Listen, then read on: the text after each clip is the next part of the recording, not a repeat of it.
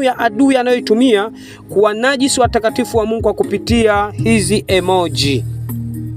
Hizi emoji nilipewa ujumbe pepo la kwenye simu ambalo limesambaza viungo vyake hivi unavyoviona, ili kuwachafua watakatifu wa Mungu mnapotumia hivi emoji, picha hizi mbalimbali, viungo vya mwanadamu vilivyokatwa, mikono, pua, mdomo, miguu, unaviona hivyo Sasa hivi mimi nilikuwa navitumia, nilikuwa sijui, lakini Roho Mtakatifu akanifundisha, akaniambia hivi ni mlango wa adui anaotumia kushambulia watakatifu wa Mungu.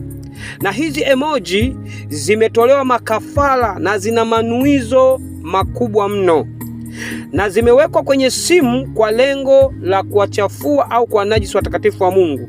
Unaposhirikiana kwa kupitia viungo hivi, shetani anapata mlango wa kupanda uharibifu kwako, kwa sababu hivi vitu ni mali yake na huwezi ukavitakasa kwa kuviombea hivi vitu. Ndio maana Wakorintho wa kwanza sura ile ya 6 mstari wa 12 anasema, vitu vyote ni halali kwangu, lakini si vyote vifaavyo.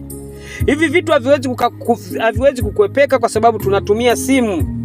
Sasa unapotumia simu hii, tunaona tunatumiwa message. Kuna message zinatumiwa za hivi vya emoji, sio shida. Ila wewe usitumie simu au kamtumia mtu message kwenye simu yako kwa kutumia hivi vya emoji.